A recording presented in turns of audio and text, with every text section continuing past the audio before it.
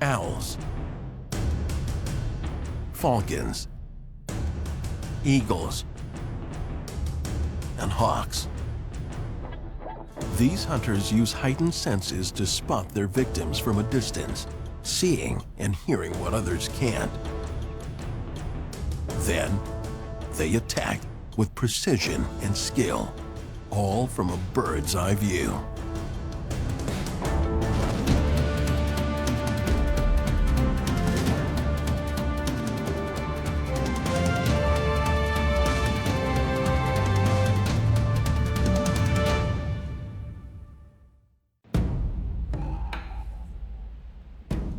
Stillness.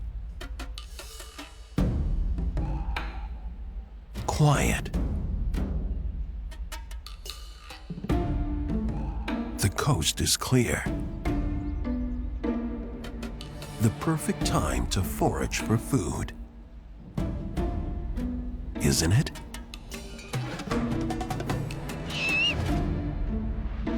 For the great horned owl, it is. So the strategy of the great horned owl when hunting is they usually sit stealthy in a tree. They look like the bark of a tree. They blend right into the bark of a tree. They sit there, and when prey moves, they'll try to dive down and use their stealth and their silent flight to catch that rodent. Owls are familiar birds of prey, but they have an unusual gift for homing in on their quarry. These specialized tools give them an edge. Many owl species around the world have asymmetrical hearing. So one ear is above the other ear. So what that does is allows them to have perfect depth perception. So they can actually hear a mouse or rodent either making noise under the snow or making noise in the grasslands or even making noise in the forest, where they can home in exactly where that mouse is, only using hearing, many times not even using their eyesight. The super hearing ability of owls enables them to pinpoint their prey with incredible accuracy. This super sense isn't just dependent on their ears. Almost every part of its body has evolved to support its hearing.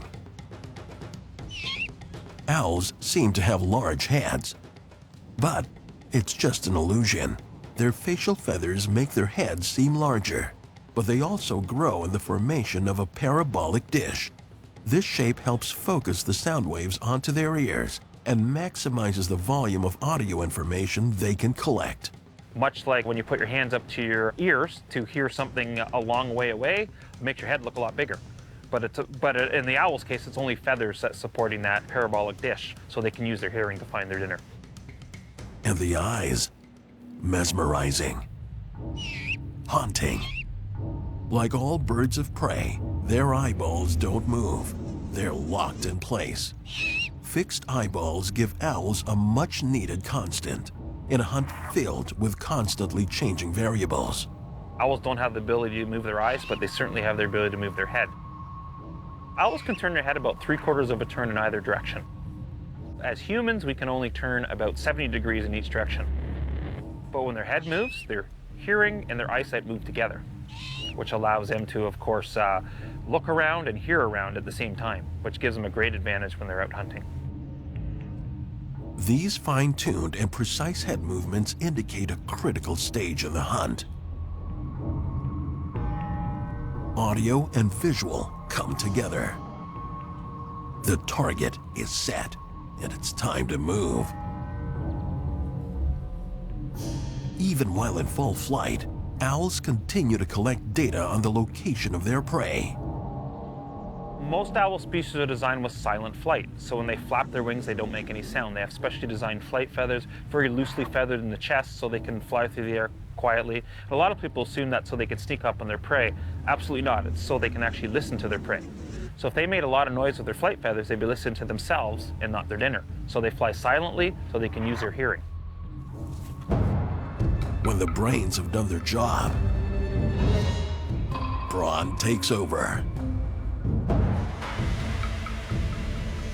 So the great horned owl are some of the strongest feet in the world for their size. They've been measured over 400 psi. That's pounds per square inch of pressure at the tips of the talons. Incredibly strong.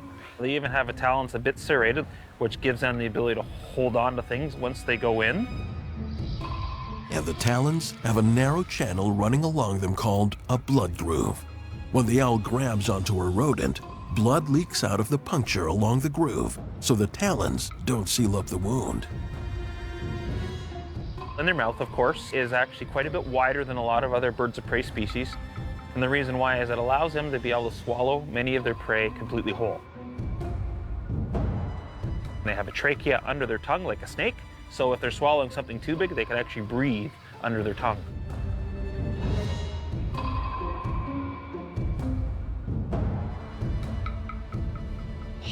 Owls locate, kill, and consume with mastery, all in deadly silence.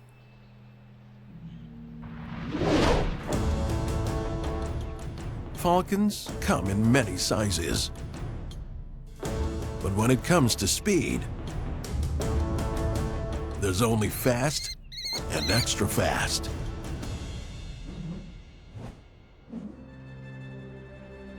Soaring at 150 meters, a falcon can detect the tiniest motion far below.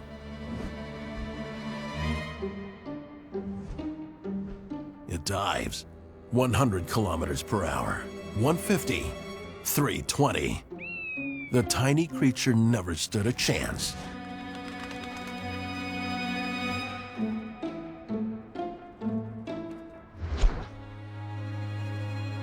All falcons are efficient predators,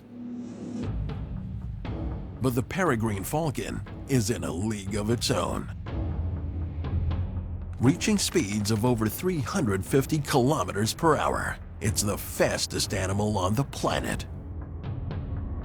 At top speeds, one of the greatest challenges is simply breathing. So you've probably been at high speed, maybe on a boat or something like that. You open your mouth and all the air's rushing in. It's really hard to breathe, but you're gonna close your mouth a little bit and allow a little less air in because air's coming in fast. The same with the peregrine falcon in their nostrils. When they go into a high-speed dive, naturally have a cone in their beak. It raises a little bit, allows less air in, and of course allows them to breathe at high speed. Without these adaptations, the peregrine falcon's lungs would be flooded with too much air. These delicate organs couldn't take it. Tests by German scientists using trained falcons may have uncovered the secret of the world's fastest animal. The study captured high-speed images of falcons diving. Using these images, they built model life-size falcons and tested them in wind tunnels to measure the drag and lift on the body. They determined that while diving, small feathers pop up on the falcon's upper back. This increases speed by reducing drag, and could be the reason this winged daredevil can move so fast and live to tell the tale.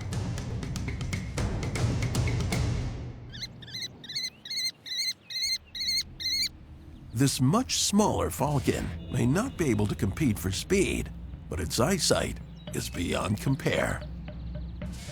The American kestrel is about the size of a mourning dove. It's the smallest falcon in the Americas. This diminutive cousin of the peregrine falcon has a formidable predatory adaptation all its own. Kestrels have been studied extensively for their great eyesight, and also they're known now to see into the infrared spectrum of light. And they think kestrels use that, so when they fly over a field, they can see urine trails from mice and know it's good hunting grounds. Obviously, the more urine trails they see, they know there's lots of mice available. Once they narrow down a key location for prey, another skill kicks in.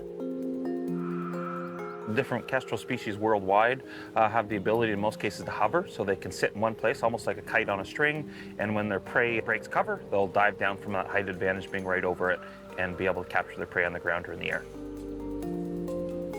The peregrine and the kestrel have different approaches, but when it's time to kill, these two falcons rely on the same tools to finish the job. All falcons have a specially designed beak. It has a 90-degree angle in it, a little tooth that sticks out on both sides. So when they take their prey down using their speed and their feet, they immediately go right to the spinal column, right to the neck, and will dislocate a backbone, subduing their prey so the prey doesn't fight back. This powerful tool gives both the peregrine falcon and the American kestrel the ability to take down prey twice their size. Sometimes their catch may be too big to eat in one sitting, but for falcons, a big kill is an investment in the future.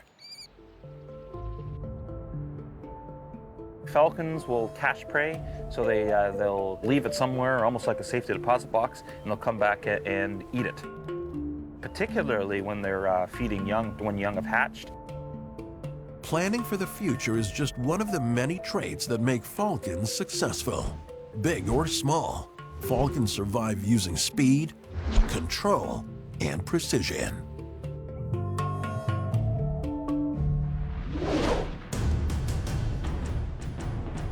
The bald eagle is truly an icon. With laser-sharp eyes and deadly talons on powerful feet, this bird of prey is a phenomenal hunter.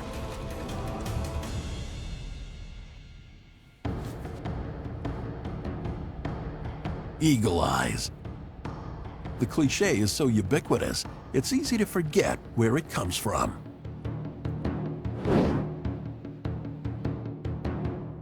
Cruising at 70 kilometers per hour, an eagle can spot prey from up to 3 kilometers away.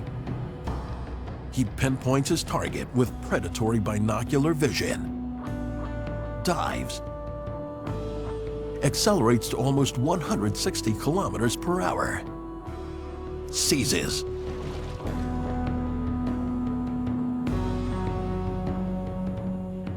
and crushes its victim with razor-sharp talons 10 times stronger than a human's grip.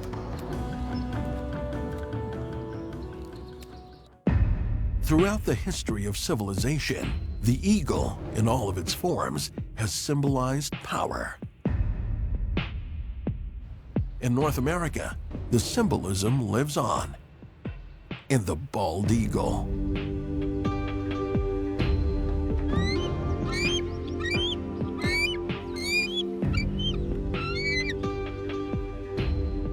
After a brush with extinction in the 1980s, this majestic animal now lives in virtually every part of North America. They are large, voracious carnivores, proficient aquatic predators. They need meat, and lots of it. Bald eagles are found near large bodies of water for the simple fact they're a large-bodied bird. They hunt a lot of larger things, waterfowl, ducks, geese, and all those tend to be a lot of open water. From beak to tail, they are a meter long. Their wingspan is as much as 2 meters. Males can be up to 4 kilograms, while females can be 25% bigger, up to 6.5 kilograms. That size advantage is unusual in the animal world, but not for birds of prey. There are larger birds out there, but in the hearts and minds of many wildlife enthusiasts, the bald eagle soars above all others. Clearly, this handsome hunter is not bald at all. The name comes from the Old English word balde, meaning white. The eyes are almost as large as a human's, but our vision pales in comparison. Its vision is probably between 4 and 7 times stronger than humans, depending on what expert you talk to. Now you have to remember they see faster than us, so we see about 28 to 30 frames per second. They see over 100 frames per second, and so they can see speed really easy. Where we can move our eyes side to side, birds of prey can't. They actually have to move their head. But it's advantageous that now their eyes are a steady platform. When they're almost like a gyroscope, their neck acts as, and they can use that binocular vision and pull focus, which allows them to have almost something called tunnel vision.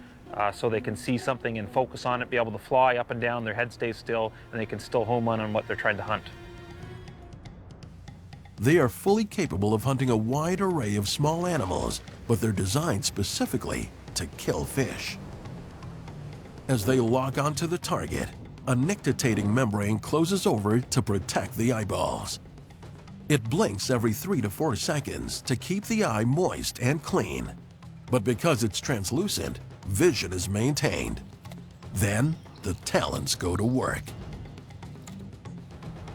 Bald eagles don't have as long as talons as some of the other birds of prey or raptor species for the simple fact is they are fish catchers, so they don't need the big hook on their talons. They do have slightly curved talons, but it makes it a little bit easier if they're not hooked all the way around. It makes it much easier to grab into slippery things like fish. But also on their feet, they have almost like sandpaper or like treads on your shoes. It allows them to have grip so they can hold on to fish and other slippery things. They have a hook on the end of their beak, which acts just like us using a fork.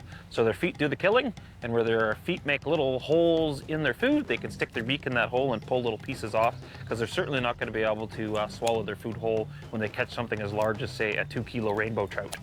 They're able to put their hook in the beak and pull it out in little pieces, and they got perfect sashimi for the rest of the day. Eagles have been used as symbols of power and integrity, perhaps because of their reputation as great hunters, or because they look intimidating. But in the wild, eagles do what needs to be done to survive. And that means they're just as happy feasting on other animals' kills. Bald eagles are considered to be about a 50-50 predator, so 50% of their dinner is carrion, 50% is they catch live. So essentially they're opportunistic. Whatever presents them, whatever the easiest food source is at the time, they'll certainly consume it. And if they don't have to catch it, if it's sitting there laid out for them dead on the shore, perfect opportunity to have a free meal. And if they can't fulfill their needs through hunting and scavenging, bald eagles have another trick up their sleeves. When it's time to eat, they're not above stealing. Bald eagles are kleptoparasitic. They're food pirates. If they see another eagle with a fish, they have no problem swooping down to snatch it out of its talons. Many times the other bird will drop it, and the bald eagle will either catch it in the air or catch it on the surface of a lake. If they see a cormorant with a fish, they're just going to snatch the cormorant and the fish.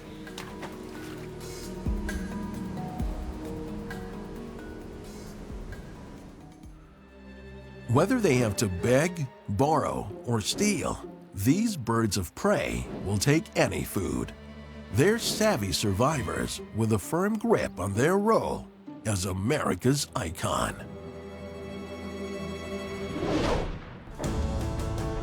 Some hawks hunt in packs, eating prey twice their size, while others search in solitude.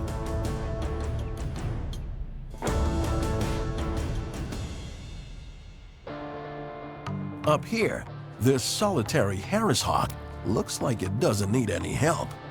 With its razor-sharp vision, prey hardly stands a chance. Now, it's just a waiting game. And when it finally zeroes in on its target, it rarely misses. But if it does, it's no big deal, because there's always another hawk right behind to pick up the slack. Harris hawks are one of the few birds of prey that hunt in packs. Their pack is called the family unit, very well organized. They're essentially all related with each other, so it could be mom and dad, siblings from the year before, could be uncles and aunts all working together as a team, very similar to how wolves would hunt together. Hunting as a group means that a Harris hawk has a better chance of getting a meal, a strategy it evolved because they mostly live in deserts where food is scarce. The group dynamic increases their chances of finding food where there is little. The strategy for this hawk is to work in groups of 2 to 6. Each has a specific job. It might be to flush out prey from the brush, while others wait to make the kill. The best view is always from high up. The thermal breezes from below allow them to gain altitude. They do soar quite a bit too, meaning they use the thermal heat currents coming off the earth, and they can sit on those, and that's like a hot air balloon pushing them in the air. All hawks have incredible eyesight. They see in color as humans do.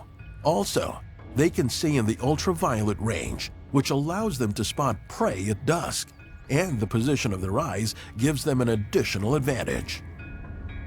Hawks, just like the other birds of prey, have fully binocular vision, so they can actually adjust focus as they go. This is very beneficial when you're pursuing an animal that's quite fast, and they can adjust naturally within their eye to be able to spot something, look at it, and be able to pursue it without taking their eyes off it.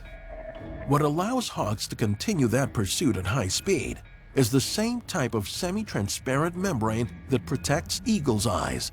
It moves across from side to side like a windshield wiper. It moistens the eye and allows him to be able to see at fairly high speed. And this is a great advantage over humans because we have to blink all the time, and by blinking, we take our vision away. Basically, we're shutting our eyes for a split second, where hawks don't have that.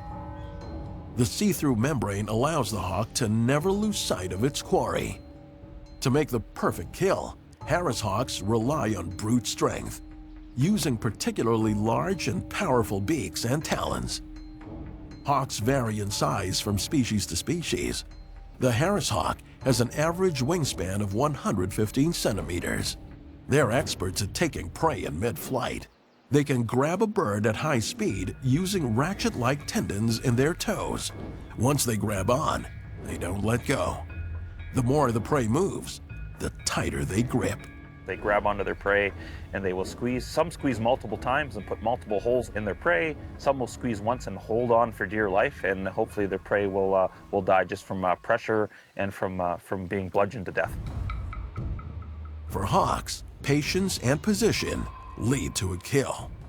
They'll sit on a telephone pole, sit in a tree, they'll look over a field, and when they see prey move, they will watch it until it breaks cover, and then they'll dive down using that height advantage and speed and a slow sort of glide, and then grab their prey right on the ground. Hawks vary their food according to where they live and what's in season. For instance, red-tailed hawks in North America eat a lot of mice and snakes in the summertime where they're available. We have Swainson's hawks of the Canadian prairies and badlands that eat a lot of grasshoppers in the summer months. We have goshawks in the forests of the Northern Hemisphere, North America, Asia, and Europe. They eat a lot of grouse, they eat a lot of crows and rooks, also very dependent on where they are, but a lot of cottontail rabbit and a lot of jackrabbits.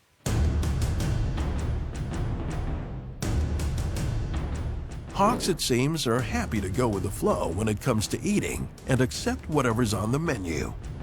With binocular vision, vice grip-like feet, and the ability to hunt in packs, these feathered assassins have become masters of air and land. Seeing the world from above give birds of prey a huge advantage. With impeccable eyesight, sharp beaks, and powerful talons, these predators are precise, efficient, and deadly.